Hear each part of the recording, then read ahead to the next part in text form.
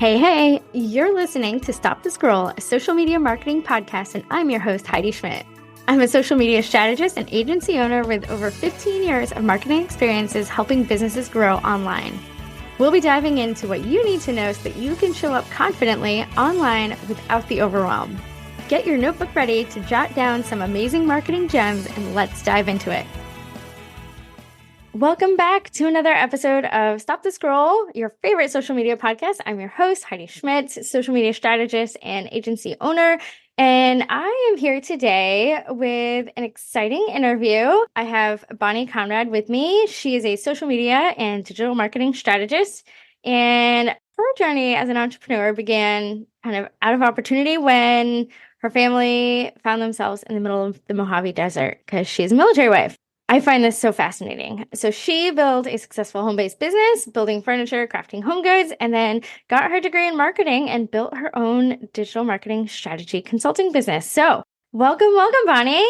Hi, I am so excited to be here and talk to you about marketing. Yeah. So your background is so fascinating to me because I don't know if you follow Emily Reagan, but she is a former military wife and she trains virtual assistants to be digital marketers. Yes. And so I immediately thought of her when I saw your background and I was like, wow, this is so cool. It's like the mashing of all of the skills. Yes. So how did you get into marketing? What sparked your interest? So I was a small business owner for a while and it became out of opportunity because I knew I wanted to do something for myself because of where we were located. Childcare and jobs were not everywhere. And so it was what can I do with my skills that brings me joy, a little bit of money, and also in my time that I had. Because being a military spouse, we are number one for 99% of the stuff around the house. So it's kind of like being a single married parent. I joke about that. And so I had my small business and the number one thing I struggled with was figuring out what to share with my social media and my marketing, how I should share it, and the voice behind it and all of the little things that you don't realize matter. I learned all that. And so it kind of sparked my joy of okay, I need to learn more about this. So when we moved the last time, about 2 years ago, I really dove into the marketing aspect of things. I received a full ride scholarship to Southern New Hampshire University to finish my bachelor's in digital marketing. And my passion was I wanted to teach other solopreneurs, military spouses, how to market their small businesses in a way that is effective, that's communicating with their target audience. Also, what a target audience is, because I feel that's a huge missed point. And how to do it in a way that it's easy and not overwhelming, because I feel everyone's oh my gosh, I have to do all these posts and I need to do this. And it's you don't need to. It's just a matter of what are your goals and how can you achieve those goals with your marketing? Yeah, I love that. And fun fact, I almost went to Southern New Hampshire University way back in the day. I grew up in Vermont and ended up going to college in Boston. But yeah, Southern New Hampshire was in my top 5. Yeah. Great school. Awesome.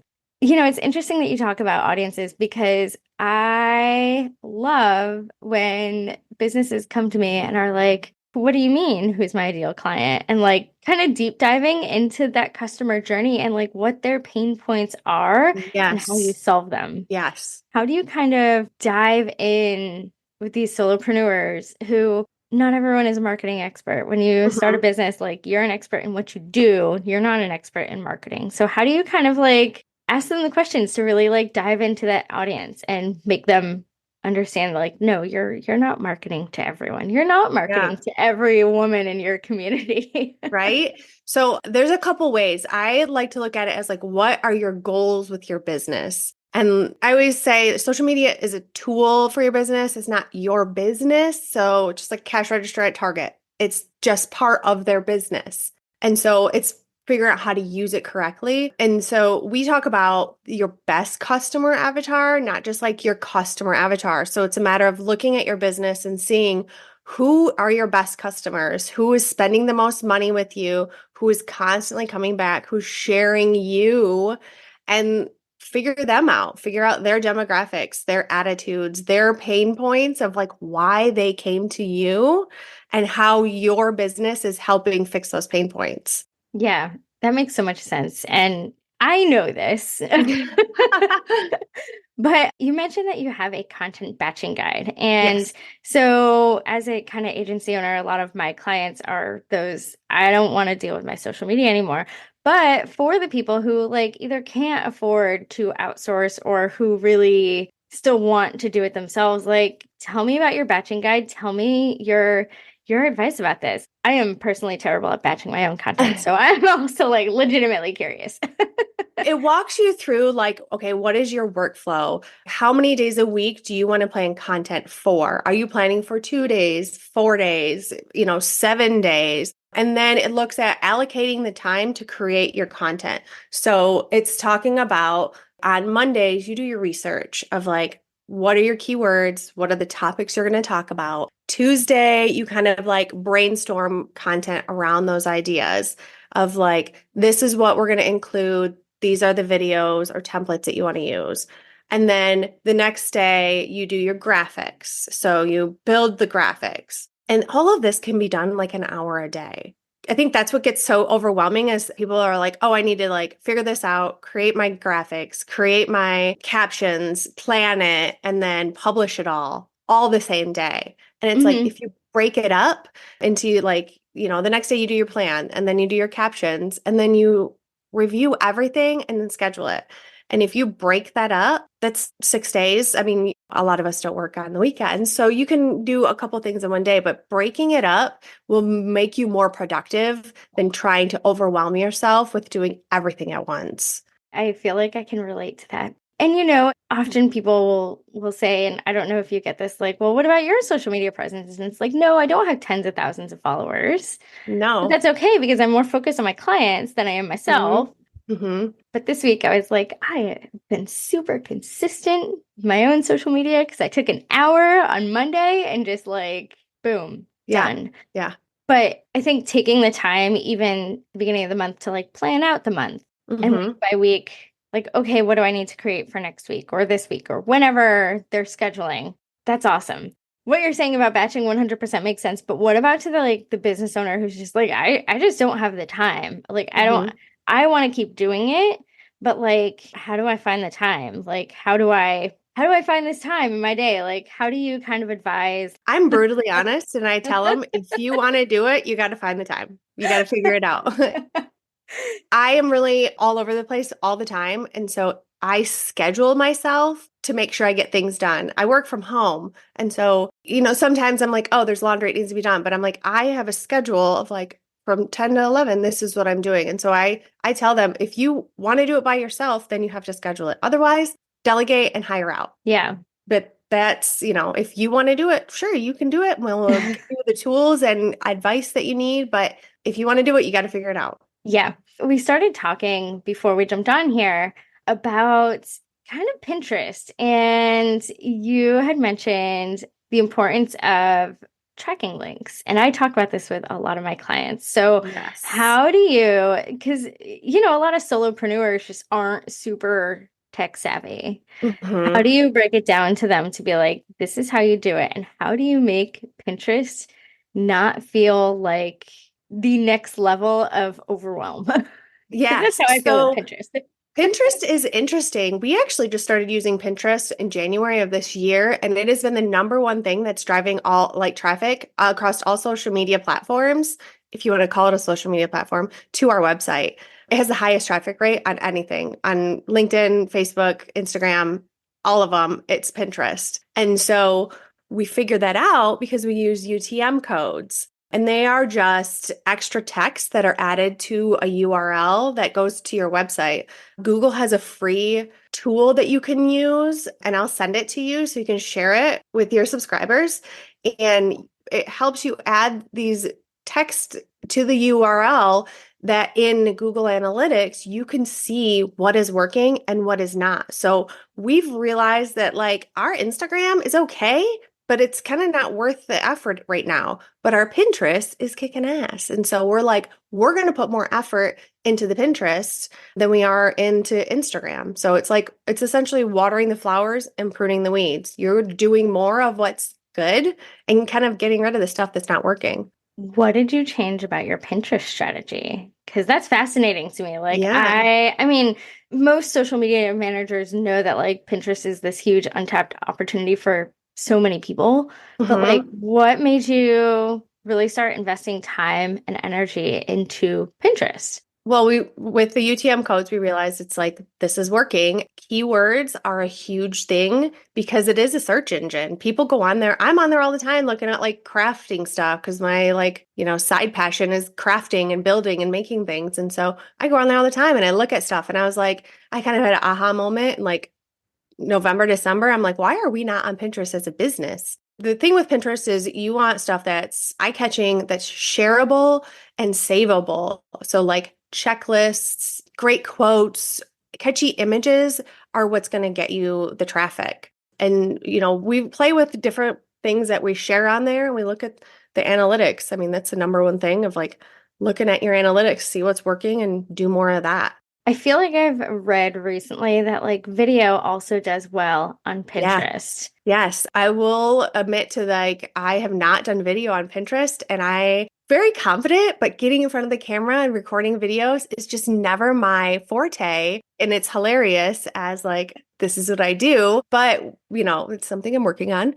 Yes, so videos do great on Pinterest. They say like statistics I've read is sharing one or two videos on Pinterest a week will do amazing things for your numbers. I'm gonna have to start doing that. I'm gonna add that to my to-do list because I feel like it's this huge opportunity. But It like is. for someone who's like, okay, my business needs to be on Pinterest, like what do you recommend for tactics? Like how frequently should they be posting? Like what are some of the strategies for someone who's like, okay, Pinterest is this opportunity for me. What do I need to do to get started? We actually use a platform called Tailwind, and it is awesome. It helps you build your Pinterest pins. It has suggested graphics and it has a ghostwriter that you can give it the URL that you want your pin to go to, and it helps write everything. It saves so much time when creating your content that, we use it every week for our Pinterest stuff. Some of the content we create using Canva with our checklists and stuff like that, but then some of the stuff we use creating Tailwind's image creators. That I think is number one if you don't have a lot of time. Otherwise, we use keywords everywhere for our keyword research. And so looking at the keywords within Pinterest for your niche or your business is also super helpful. Pinterest also has a trends, I believe it's Pinterest/trends.com. I could be wrong on that, so don't quote me on that. But Pinterest also shares their trending keywords and their trending topics, and you can jump on those. And if they don't fit it with your business, then don't use them. But if they do, you have a great opportunity to like get on board that, trend train and see what happens. Yeah. I always feel like I'm super behind on the trends. Yeah. Like on Instagram, on TikTok, like trends. I'm your stereotypical elder millennial, and I'm like, oh, that's cool. That was trending like 3 weeks ago. Yeah. Yeah. I have used Tailwind before, and it seemed so overwhelming to me. So, are you telling me that Tailwind has like this AI component where it's like, let me make your job Yes. easy? Yes, it will give you, you put in the URL, you add the keywords that you want. I usually use three or four. You add the call to action that you want in there, and it will give you three different options for your pin description, as well as a title. That's fascinating. It is really, really cool. Yeah, we trialed it. I trialed it for an hour and I was able to create, I think, like 20 pins in an hour, which took me an hour before. I probably would get maybe four pins, like created like the graphic, the description, making sure everything's correct on there. And it pins right to Pinterest. So you can schedule it. So we have ours, I schedule them out like a week at a time. So our Pinterest is scheduled until Sunday. How many times a day do you post? Because I always feel like you're supposed to post like 5 to 10 times a day on Pinterest. And I'm just like, who has time for that?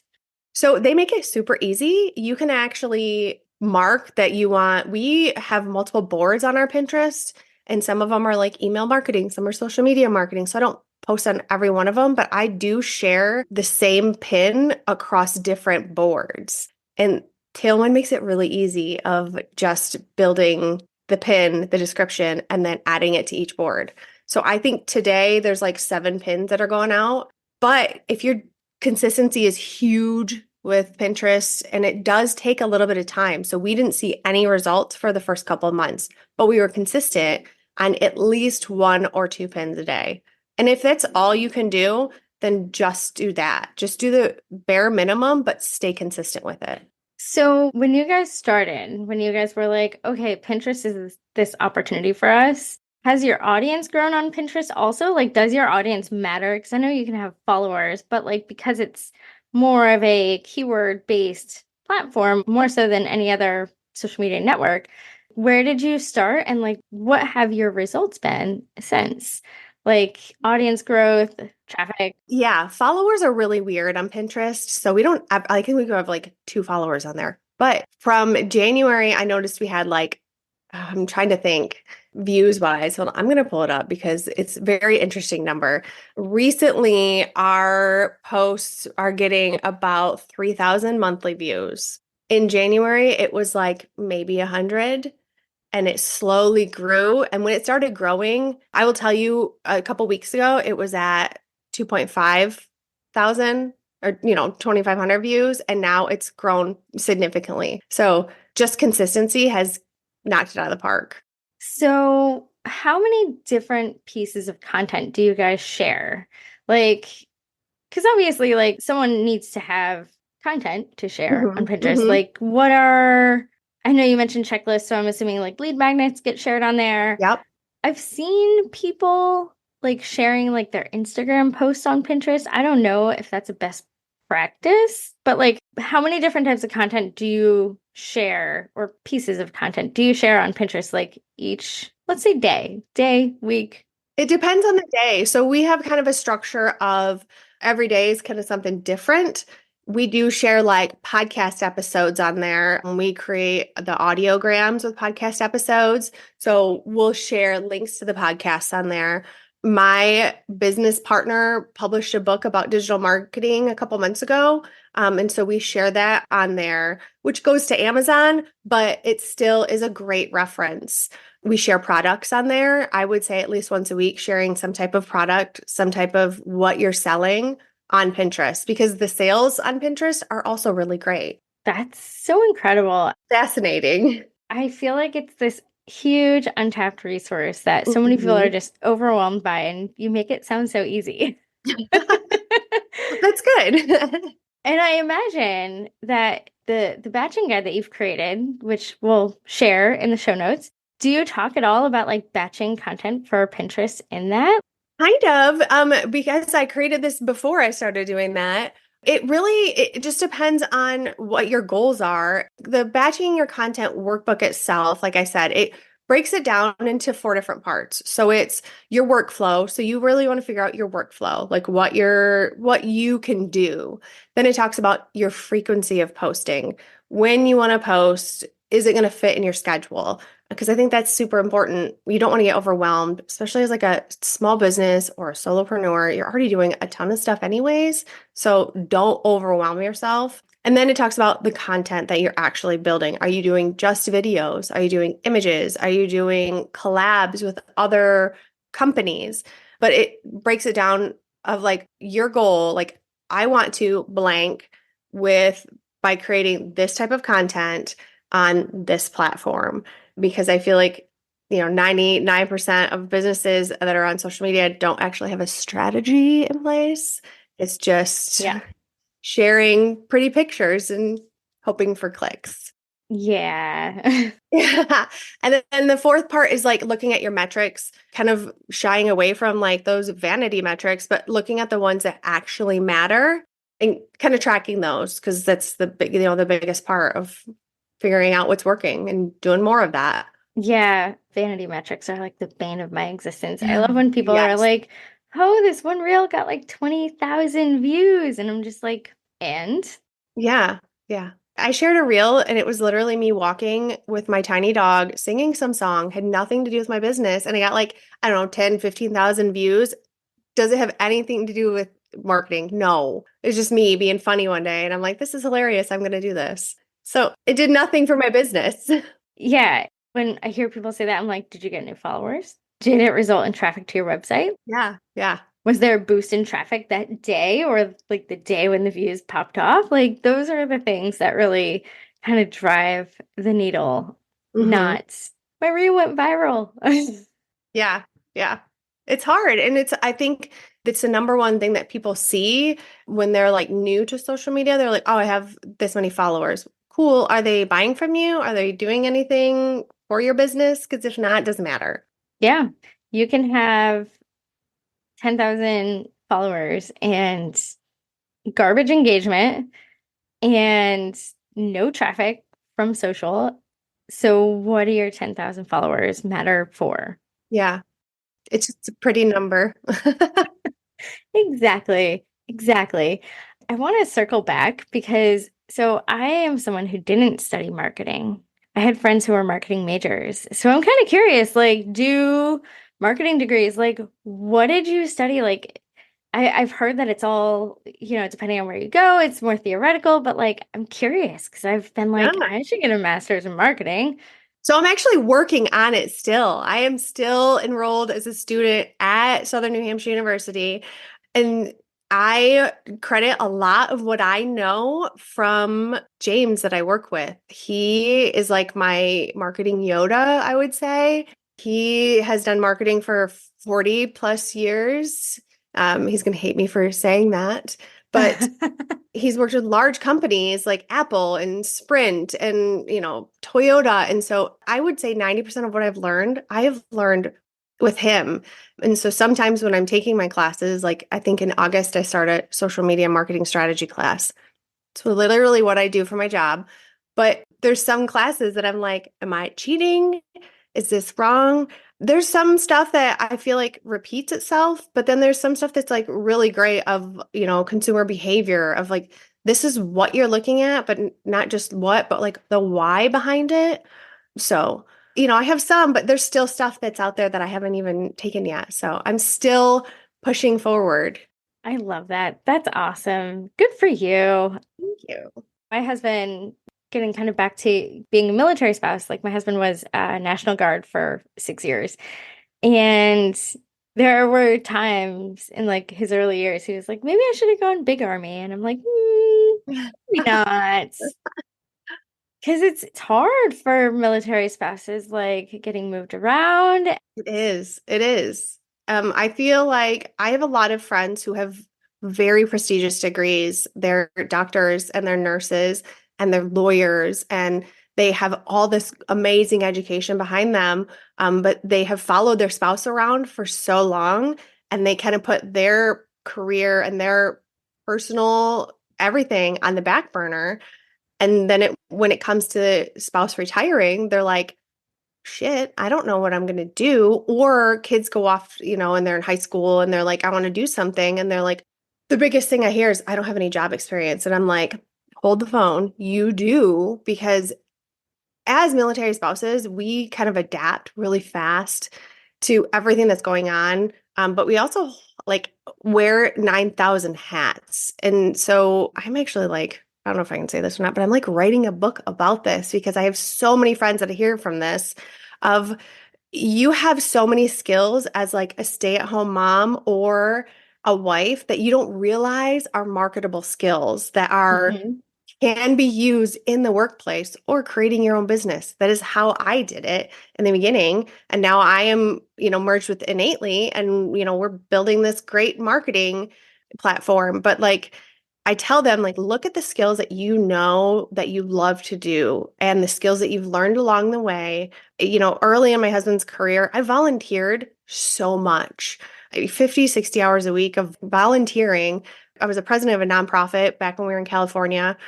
I didn't get paid for that, but the experience that I learned and the leadership that I like learned to grow with was, unbelievable. And so I tell them, like, look at the skills that you already have, your passions, and run with that versus saying, I have this degree, but I don't have any experience in it. I can't do anything with it. Yeah.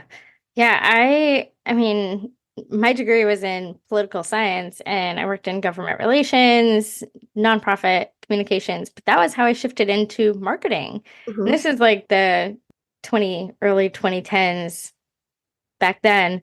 But a lot of my marketing experience came from volunteering with a nonprofit also, and, Yeah. being the webmaster and later the VP of communications on the board. And if there's any way to get job experience that you don't already have, like, absolutely volunteering is like, It's huge and it's underrated. yeah. It's more about not looking at like the job that's open, but like the opportunities that it's going to give you on the back end. Hmm. That's awesome. I can't wait to read your book. That's going to be I'm amazing. working on it. It is a work in progress, but I really want to be able to like help other stay-at-home parents and like especially my, fellow military spouses of like we move so much. Find something that works for you and then run with it. Virtual work is just huge now and there's so many military spouses that are all across the world. We actually have we have a girl in the UK. I was on a call with her like 2 hours ago. So finding something that works for you that you enjoy and then just run with it. There's something out there for everybody. It's just a matter of finding what you want to do. Yeah, that's for sure. And you mentioned that you merged your marketing company with a Yes. larger one. How did Yeah. that come along the way? Like, how did that happen? So I actually started my business as a virtual assistant because I knew I could do all these virtual assistant things, but I knew at that point I had already started my marketing degree. And so I started as a virtual assistant and I had several clients and I loved all my clients. And then I had one client that I worked with who also had hired innately as their web developer and web designer, host, the whole nine yards. And unfortunately, the client that I was working for, he decided to close his business down. But James and innately was like, I'm going to reach out to Bonnie. I really want her on our team. And so I actually joined Innately's team just as his social media manager, just to kind of like get their socials more active. And then along the way, he realized that I love marketing as much as he does. I don't know as much as he does, but I love it. And so we decided a couple of months back in, end of last year, like I had my business that I was going to start growing of like helping military spouses and, giving them these tools to like learn their marketing better. He said, let's just like grow innately together. And so now I'm like full time with innately. That's amazing. That Yeah. is like the very definition of finding an opportunity and running with it. And Hmm. I love I love hearing these success stories because so many of us marketers are self-taught. And I Hmm. feel like people think that that holds them back, but it doesn't. Like, No, there's no. so much in marketing, so many opportunities. Like, you can become an ad specialist, a social media manager, a SEO, copywriter, funnel builder, email marketer. Like, there is something for every single task out there. And marketing There encompasses just is. so much. Yeah. I always like to say that, like, just because you make a decision doesn't mean it's permanent. Like, if you start something and you are 6 months into it and you're like, I hate this, this is the bane of my existence, then don't do it anymore. Find something else to do. But, like, just because you make a decision on something doesn't mean it's permanent. Like, I started in medical. I was a medical assistant for like 10 years and I thought, I'm going to go to nursing school. No, I didn't like it. And I don't know why I continued to do it. I think it was just like, oh, I chose this life and this is it for the rest of my life. I don't have to do this. I'm going to do something else. Yeah. I feel like so many people, especially those of us in our 40s, kind of forget that like you can have a second career. Your life probably isn't even half over yet. Like, Yeah. I've joked that like every time we move, I was going to reinvent myself. I said I was going to sell used cars when we got here. I was like, was a builder. I, have done other things at different duty stations. And I think maybe the military being so wild has pushed that out of me of like, I'm going to do what I want. And if I don't like this, then it's done. I'll do something else. Maybe that's it. I don't know. But just because you decided to do that one day doesn't mean you have to keep doing it. so true. So true. Oh my God, I've loved this conversation. Yes. I'm like, all right, I'm gonna go put all my podcast episodes up on Pinterest. My wheels are turning. Yes. How can people get in touch with you? What's the best way for people to follow up and follow along your journey and all the things? I definitely say find me on LinkedIn and I'll send you a link for them to find me on LinkedIn. And then, our website is innately.com. And so we actually, our tagline is websites without worry. We help business owners with their websites because often there's a absence of strategy on their websites too. And so that's how Innately originally got built. But we help six-figure business owners drive growth with their digital marketing. And, we have all levels of websites from building to hosting to securing to maintaining, anywhere from small business owner for, $49 a month. You build your own website, we host it, we maintain it. We are there if you need us. I feel like that's a huge thing of like, you have a website and you're like, crap, this plugin's not working out. I don't know what to do. And we actually are there to like help you. Yes. I have worked for agencies, and being the person or having someone on the team who can fix the client website when, shit hits the fan is really a nice feature. Yeah. We answer the phone. Yay. Awesome. And definitely send me a link to your content batching guide and all of the fun things and all of the things that Bonnie discussed, like Tailwind, Keywords for Everyone. I'll link those in the show notes because those are some great resources that I know are easy to use for my audience. So thank you so much. You're welcome. I will send you, I also have a really great, it's like a tips and best practices check sheet for UTM codes too. Ooh. So using UTM codes, it kind of makes it a little bit easier, but like little key things that you want to be sure that you do to keep them consistent. That's awesome. Yes, please. We'll share all the things. All the things. All the things will get shared. Thank you so much for joining me. This was a fantastic conversation. Yes, thank you for having me.